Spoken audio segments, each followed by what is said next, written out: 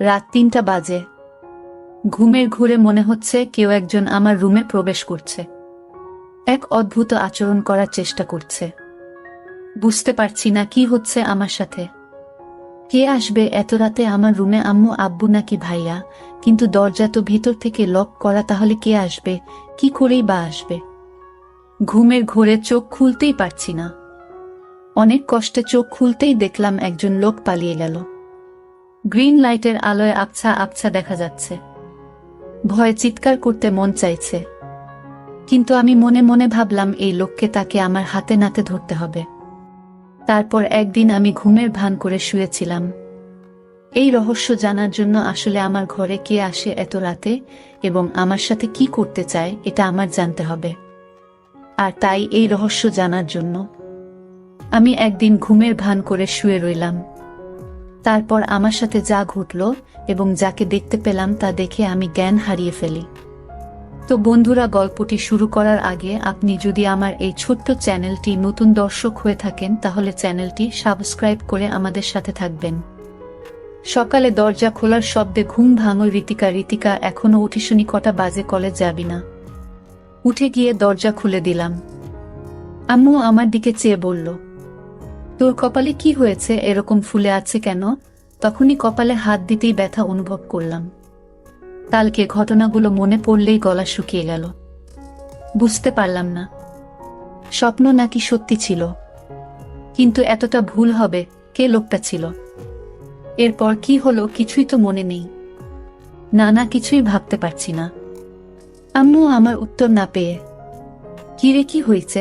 কই কিছু না তো, কিছুই হয়নি। তুমি যাও, আমি ফ্রেশ হয়ে নিচে যাচ্ছি। আমাকে কিছু না বলেই রুমে চলে আসলাম। এসে ভাবতে লাগলাম কে আমার রুমে আসলো, কি করেই বা রুমে ঢুকলো। আমি জানালা দরজা লাগিয়ে ঘুমাই। নিজেই নিজেকে প্রশ্ন করতে লাগলাম। মনের ভিতর হাজারো প্রশ্ন, কোনো কিছুই মাথায় ঢুকছে না। ভাবতে ভাবতে ফ্রেশ হয়ে এলাম। রুমাল দিয়ে মুখ মুছে আয়নার দিকে তাকাতেই দেখলাম মুখটা অনেকটাই ফুলে গেছে। হঠাৎ ড্রেসিং টেবিলের সামনে একটা কাগজ চোখে পড়ল। কাগজটা নিয়ে পড়তে লাগলাম। এটা ছিল তোমার শাস্তি, আমাকে কষ্ট দেওয়ার শাস্তি, আমার থেকে দূরে থাকার শাস্তি। এই 3টা মাস আমি ঘুমাতে পারিনি।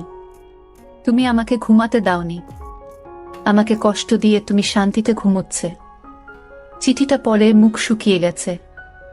সবকিছু যেন গুলিয়ে যাচ্ছে। কি হচ্ছে আমার সাথে কিছুই বুঝতে পারছি না।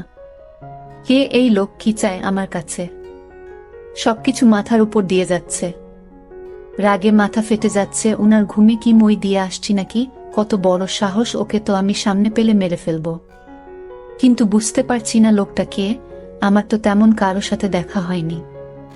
ভাবতে ভাবতে আম্মু আবার ডাকছে নাস্তা করার জন্য।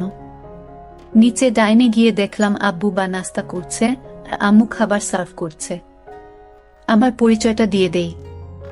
আমার নাম ঋতিকা। আমি কলেজে পড়ি। আমি খুবই শান্ত একটা মেয়ে বললে ভুল হবে। একটু একটু দুষ্টুমি করি। আমাদের সিঙ্গেল পরিবার, বাবা মা ভাইয়া আর আমি। আমাদের ব্যবসা আছে, ওটা আব্বু দেখাশোনা করে। আর ভাইয়া সিলেট জেলায় আনসারের চাকরি করে। যাই হোক, গিয়ে বসলাম নাস্তা করতে। বুঝতে পারছি না ঘটনাটা সবাইকে বলবো কিনা। বললে হয়তো টেনশন করবে, থাক বলি না, হয়তো কেউ মজা করছে। কিন্তু কালকের ঘটনা তো মজা হতে পারে না। এসব ভাবছি, বাবার ডাকে ঘোর কাটে। কি হয়েছে? না খেয়ে খাবার নাচ্ছিস কেন? আর কি এত ভাবছিস? না কিছু হয়নি বলে খাবার খেতে শুরু করলাম। পাশ থেকে আব্বু বললেন, জ্বর আসছে নাকি মামুনি? এরকম দেখাচ্ছে কেন? কপালে হাত দিয়ে দেখে বলে, না জ্বর তো নেই। সবাই সন্দেহের চোখে তাকিয়ে থাকে। ওদের তাকানো দেখে ঘাবড়ে গেলাম। আরে আজব, জ্বর আসবে কেন? ঘুম থেকে উঠছি তো, তাই এমন দেখাচ্ছে। কথাগুলো বলে দ্রুত খেয়ে চলে আসলাম। রেডি হয়ে কলেজে চলে আসলাম। বাবা ড্রপ করে দিল। কলেজে গিয়ে আমার আয়সা আরিফা এর সাথে দেখা হলো। কালকের ঘটে যাওয়া ঘটনা সবকিছু খুলে বললাম। আমার কথা শুনে হেসে বলে, হয়তো স্বপ্নে দেখেছি। কিন্তু সেই চিঠিটা আর কপাল দেখে বিশ্বাস না করার কোনো উপায় নেই। ওরা অবাক হয়ে ভাবছি কে এই লোকটা। আশা খুব মনোযোগ সহকারে কয়েকবার চিঠিটা পড়ল। তারপর একটা গোয়েন্দা ভাব নিয়ে বলল, আচ্ছা রিতিকা, এখানে 2 মাসের কথা বলছে, মানে 2 মাস আগে তোর সাথে দেখা হয়েছে বা কিছু তো হয়েছে? তুই মনে করে দেখতে 2 মাস আগের কথা বিশেষ কারো সাথে দেখা হয়েছে কিনা। আশার কথাগুলো শেষ না হতেই ঘন্টা বাজল। ক্লাসের সময় হয়ে গেছে। তারপর আর কথা না বাড়িয়ে ক্লাসে চলে এলাম। ক্লাস শেষ করে আসতে বলল, আরে বইন, এত চাপ নিস না তো, চল ফুচকা খেয়ে আসি। ফুচকা খাচ্ছিলাম, তখন কয়েকজনের কথা শুনে তো অবাক। কারণ কাল যে ছেলেটা আমাদের রিগিং করছিল, সে নাকি হসপিটালে কে যেন মেরে হাত পা ভেঙে দিয়েছে। আসলে ছেলেটা আমাদের সিনিয়র ছিল শুনে মনে মনে খুব খুশি হলাম। তারপর ফুচকা খেয়ে রিফা আয়সা ওদের বাসায় চলে গেল আর বলল এত চিন্তা না করতে। আমিও বাসায় রওনা দিলাম। ইদানিং আমার মনে হলো কেউ যেন আমাকে ফলো করছে, কিন্তু তাকালে কাউকে দেখি না।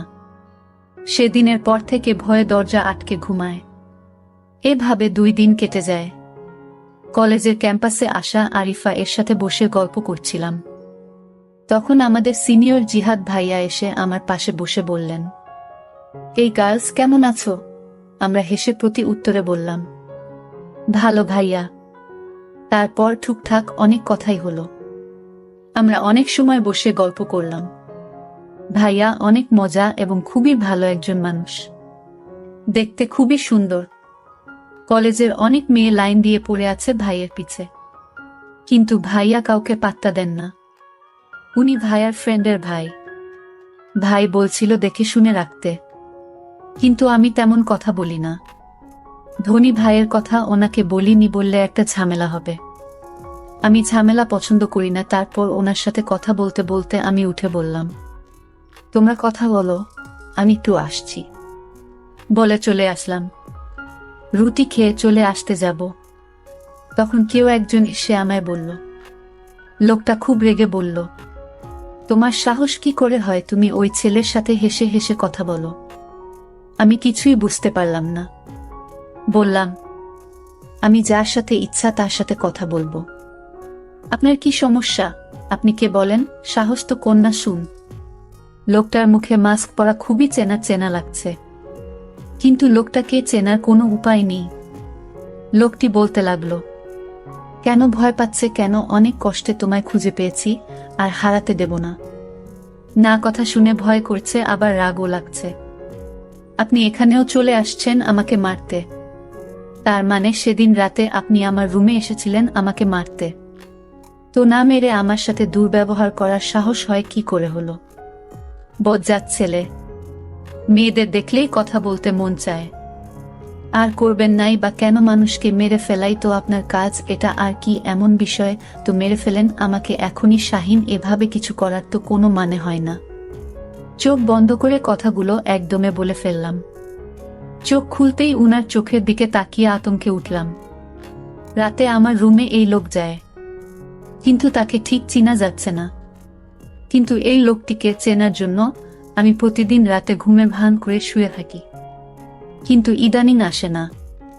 আপনাদের 2 মাস আগে কিছু কথা শেয়ার করেনি, তা না হলে আপনার কিছুই বুঝবেন না। 2 মাস আগে কলেজ স্ট্রিটে 2 দিনের জন্য সিলেট গিয়েছিলাম। ওখানে গিয়ে প্রথম দিন ভালোই কাটে, কিন্তু বিপত্তি ঘটল দ্বিতীয় দিন। সবাই পাহাড় ঘুরে ঘুরে দেখছে, আমি সারিফা আমার গল্প করছি আর ঘুরছি। তখন আয়শা আর রিফাত ছবি তুলতে ব্যস্ত। পাহাড়ে ঘুরতে ঘুরতে এক পর্যায়ে ওদের থেকে অনেক দূরে চলে আসে। একটা জায়গায় আসতে যা দেখলাম তাতে আমি অবাক হয়ে হা করে তাকিয়ে থাকলাম। একটা ছেলে হাতে বন্দুক তাক করে আছে, সামনে একটা হাত বাঁধা লোকের দিকে। ছেলেটার সাথে আরো অনেক ছেলের, সব দেখে ঘাবড়ে যায়। ছেলেটা একটা লোককে মারল চোখের সামনে। এমন ভয়ঙ্কর দৃশ্য দেখে জোরে চিৎকার দিয়ে উঠি। তাতে লোকগুলো আমায় দেখতে পেয়ে যায়। কিছু না ভেবেই ভয়ে দৌড় শুরু করি। ওই ছেলেটি বাকি ছেলেগুলোকে বলা কথা কানে বাজল, লাশ পুঁতে ফেল মেয়েটাকে আমি দেখছি। বন্দুকটা কোমরে গুজে আমার পিছনে ছুটতে লাগলো আর বলল, এই মেয়ে দাঁড়াও, বলছি দাঁড়াও। কিন্তু এই লোকটাই আমার ঘরে রাতে ঢুকতো, আপনাদের বলে রাখি। কিন্তু এই লোকটাকে এটা আমি এখনো জানতে পারিনি। কিছুটা আন্দাজ করতে পারলাম তার ছায়া দেখে।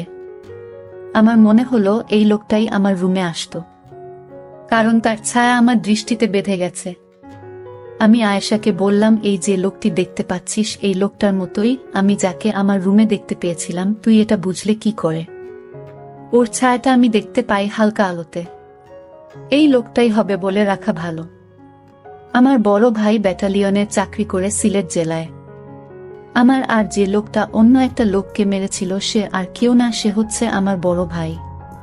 কিন্তু সে আমাকে দেখতে পায় না ভালো করে, আমাকে চিনতেও পারল না। আমি ঠিকই তখন চিনে ফেলি। আমি মনে মনে ভাবলাম, আমার বড় ভাইয়া কেমন পাষাণ হয়ে গেছে যে কিনা মানুষ হত্যা করে। আমি একথা ভাবতেই আমার খুব খারাপ লাগলো এবং ভাইয়ের প্রতি ঘৃণার জন্ম নিল। এসব চাকরি যারা করে তারা নাকি পাষাণ হয়ে যায়। আমার ভাবতে অবাক লাগছে। যাই হোক, আমরা একদিন দূরে ঘোরাফেরা করে বাড়িতে চলে আসলাম। আমি কিছুতেই ভাইয়ের মানুষ মারার দৃশ্যটা ভুলতে পারছি না। এসব ভাবতে ভাবতে ঘুমিয়ে পড়লাম। হঠাৎ আমার রুমে পায়ের আওয়াজ শুনতে পেলাম। আমার কপালে কি যেন হাত রাখল। 2 দিন দূরে থাকায় তেমন একটা ঘুম হয়নি আমার, আর তাই বেহুশের মতো ঘুমাচ্ছিলাম, তাই কিছু বলতে পারিনি। হঠাৎ যখন অনুভব করলাম আমার রুমে কেউ এসেছে, তখন চোখ খুলে দেখি কেউ নেই, কিন্তু পায়ের চিহ্ন রয়ে গেছে ঘরে। পায়ের চিহ্ন, এটা আমার খুব পরিচিত মনে হলো। আমার মনে হলো সে আমার পরিবারের যে কেউ হতে পারে, কিন্তু কে সে এটা এখন পর্যন্ত জানতে পারলাম না। আমি এই কারণে শান্তিতে ঘুমাতে পারি না। এটা কি আমি স্বপ্ন দেখি নাকি বাস্তবতাও বুঝতে পারছি না। আমি এখন থেকে ভাবলাম, আজ থেকে সারাদিন ঘুমাবো, সারা রাত জেগে থাকবো, মানে ঘুমের ভান করে থাকবো। আমি তাকে হাতে নাতে ধরতে চাই। সে কেন আমার ঘরে আসে, আমার কাছে কি চায়, এটা জানার জন্য আমার মনে একরকম হতাশা তৈরি হয়ে গেল। আমি আমার পরিবারের অর্থাৎ মা বাবার সাথে বিষয়টা শেয়ারও করতে পারছি না। শেয়ার করব তখন যখন এই রহস্য আমি জানতে পারবো। তো পরের দিন সকালে কলেজে গেলাম। তারপর আয়েশার সাথে আজ রাতের ঘটনা শেয়ার করলাম। আয়েশা আজ রাগান্বিত হয়ে বলল, তুই কি বললি সে সব স্বপ্ন বাঁধে? এগুলো শুনতে আর ভালো লাগে না। এগুলো সবই হয়, বাস্তবে হয় না। আয়েশা, তুমি যাই করো না কেন, তুই দেখে নিস আমি 20 দিনের ভিতরে আমি তাকে হাতে নাতে ধরব। তারপর কলেজ থেকে বাসায় ফিরে শুনতে পেলাম আমার ভাইয়া বাড়িতে আসছে, কারণ 4 দিনের ছুটি নিয়ে আসছে। আমার জন্য অনেক গিফট নিয়ে আসছে। আমি বাড়িতে প্রবেশ করতে আমি ভাইকে দেখি দরজার সামনে দাঁড়িয়ে আছে। আমি কাছে গিয়ে বললাম, ভাইয়া কেমন আছো? কিন্তু মনে মনে ভাইয়ের জন্য ঘৃণাও কাজ করে, কারণ ভাইয়া এখন মানুষকে মানুষ মনে করে না, যাকে তাকে ধরে মারধর শুরু করে দেয়। এটা তো আমি দূরে গিয়ে দেখতে পেলাম, কিন্তু ভাইয়ের শরীরের একটা পারফিউমের গন্ধ পেলাম। আমার রুমে রাতে যে আসতো তখন একই পারফিউমের গন্ধ পেলাম। আমার যেন ভাইয়াকে সন্দেহ হতে লাগলো। কিন্তু ভাইয়া আমার ঘরে কেন আসবে? আবারও মনকে প্রস্তুত করলাম, রাতে ঘুমাবো না, আমি ঘুমের ভান করে থাকবো, দেখব কে আসে আমার রুমে এবং কি চায় সে। ঠিক মতো আজও ঘুমের ভান করে শুয়ে রইলাম। রাত তখন প্রায় 2টা বাজে, তখন আমার রুমের জানালা দিয়ে আমার ঘরে প্রবেশ করল। আমি চোখ বুজে রইলাম। তারপর ধীরে ধীরে ঘাটের পাশে বসল। আমার গলায় 2 লাখ টাকার স্বর্ণ দিয়ে তৈরি আমার গলার হার। যখন লোকটি আমার স্বর্ণের গলার হার ধরে চুরি করে নিতে চাইল তখন আমি ভয়ে কাঁপছিলাম, কিন্তু সাহস করে নড়াচড়া করেনি। তখন লোকটি হাতটা টান দিয়েছে পকেটে নীল, আর তখনই আমি তার সাথে ধরে চলতে লাগলাম চোর চোর। কিন্তু সে আমার মুখ চেপে ধরল। তারপর লোকটার মুখের দিকে তাকিয়ে দেখি সে আর কেউ না, সে আমার বড় ভাই তুহিন। ভাইয়া, তুই আমার রুমে আমার স্বর্ণ চুরি করতে আসছে ভাইয়া। তোকে ভাইয়া বলতেও আমার ঘৃণা হচ্ছে। তখন ভাইয়া বলল, আরে আমায় কিছু বলতে দেবে না, আমি ইচ্ছা করে চুরি করতে আসিনি। তুই তো জানিস না আমি চাকরি করে মাত্র 15,000 টাকা পাই, আর সেই টাকা তো আমার বাড়িতে পাঠাতে হয়, বাবাকে হিসাব দিতে হয়। আমি একটা বড় বিপদে পড়ে আমি তো স্বর্ণের হার চুরি করতে বাধ্য হলাম।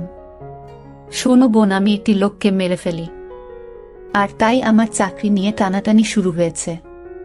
উপরের সব বলেছে, যদি তুমি 1 মাসের মধ্যে 2 লাখ টাকা না দিতে পারো তাহলে তোমার চাকরি থাকবে না।